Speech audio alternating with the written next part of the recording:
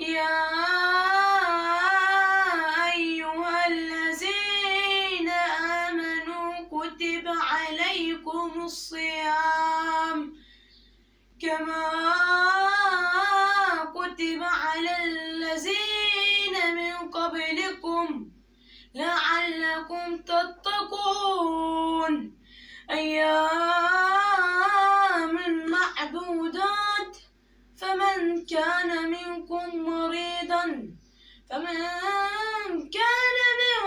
مريضا أو على سفر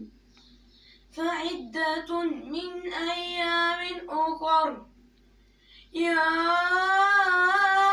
أيها الذين